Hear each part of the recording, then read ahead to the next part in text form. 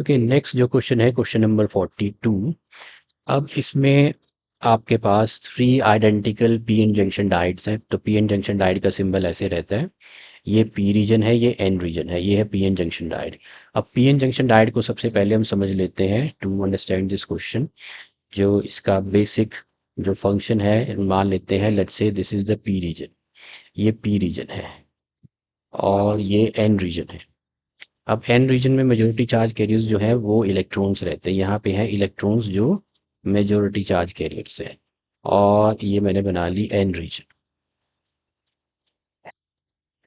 ये N region है, ये पी रीजन है। यहाँ पे मेजोरिटी चार्ज कैरियर्स जो है वो होल्स है, इस तरह से। अब क्या होता है कि ये पी रीजन है, ये एन रीजन है, because of the high concentration gradient means जो क्वांटिटी जहाँ पे ज़्यादा कॉन्सेंट्रेशन में, वो वहाँ से लो कॉन्सेंट्रेशन की तरफ मूव करेगी। तो उससे हम बोलते हैं हाई कॉन्सेंट्रेशन ग्रेडियंट। तो हाई कॉन्सेंट्रेशन ग्रेडियंट की वजह से पी रीजन में होल्स मेजोरिटी में है, तो ये जो है एन रीजन में डिफ्यूज करेंगे इधर को, और यहाँ पे छोड़ जाएंगे नेगेटिव नेगेटिव आयन छोड़ देंगे यहाँ पे नेगेटिव। इधर पे नेगेटिव आयन छोड़ देंगे, नेगेटिव बना दिया मैंने, नेगेटिव साइन डाल दिया इनमें। तो इस तरह से इसमें मैंने ये इस तरह से करके नेगेटिव, ये मैंने नेगेटिव बना दिया। ये थोड़े से और बना देता हूँ नेगेटिव इधर इधर से, तो ये इधर को डिफ्यूज हो गए। अब यहाँ से इलेक्ट्रॉन्स जो हैं वो इधर एन रीजन में हाई कॉन्सेंट्रेशन में, तो पी रीजन की तरफ आएंगे। तो यहाँ पे ये छोड़ जाएंगे पॉजिटिव, यहाँ पे पॉजिटिव आयन छोड़ जाएंगे इस तरह से, पॉजिटिव आयन इस तरह से। अब क्या हुआ देखो, इधर हो गया पॉजिटिव पोटेंशियल, इधर हो गया नेगेटिव पोटेंशियल। तो हमने क्या कर रखा है, इस पी को मान लो हम कनेक्ट कर देते हैं बैटरी के साथ। पी रीजन को positive terminal of the battery और एन को कनेक्ट कर देते हैं negative terminal of the battery के साथ। तो एक्सटर्नल जो इलेक्ट्रिक फील्ड है दैट इज गोइंग फ्रॉम, वो इधर को लगी है। और अंदर देखो यहाँ पे पॉजिटिव, यहाँ पे नेगेटिव पोटेंशियल डेवलप हो गया, तो इसको हम बोलते हैं बिल्ट इन पोटेंशियल बैरियर। वो उल्टी डायरेक्शन में है, इधर को है, तो बिल्ट इन पोटेंशियल जो है इधर को है। ये बिल्ट इन पोटेंशियल मैंने ई ले लेते हैं, हम ई ले लेते हैं, एक्सटर्नल को ई नॉट ले लेते हैं। ओके, तो बिल्ट इन पोटेंशियल और जो एक्सटर्नल इलेक्ट्रिक फील्ड है वो दोनों ऑपोजिट डायरेक्शन में है। तो ये जो डिप्लीशन रीजन है इसकी विड्थ डिक्रीज होती है, विड्थ डब्ल्यू डिक्रीज होती है। लेकिन इसको अगर मैं तो इस कंडीशन को हम बोलते हैं forward biasing. Forward biasing means कि पी रीजन को पोटेंशियल, पी रीजन को पॉजिटिव पोटेंशियल पर डालना, एन को नेगेटिव पोटेंशियल पर डालना। कैसे? Positive terminal of the battery और negative terminal of the battery के साथ कनेक्ट कर दे। अगर मैं उल्टा कर दूं, पी रीजन को कनेक्ट कर दूं नेगेटिव के साथ, एन रीजन को कनेक्ट कर दूं पॉजिटिव, मीन्स इसको पॉजिटिव इसको नेगेटिव पोटेंशियल पे ले आए, तो उसे हम बोलते हैं रिवर्स बायसिंग। तो देखो फॉरवर्ड बायसिंग में क्या हो रहा है, एक्सटर्नल इलेक्ट्रिक फील्ड और इनबिल्ट पोटेंशियल जो है वो दोनों ऑपोजिट डायरेक्शन में है। तो फॉरवर्ड बायसिंग में डिप्लीशन रीजन की विड्थ जो है वो कम हो रही है, जबकि रिवर्स बायसिंग में ये दोनों सपोर्ट करेंगे। एक्सटर्नल इलेक्ट्रिक फील्ड इस इनबिल्ट पोटेंशियल को सपोर्ट करेगी, दोनों सेम डायरेक्शन में जाएंगे, तो यहाँ जो है width of the depletion region बढ़ेगी।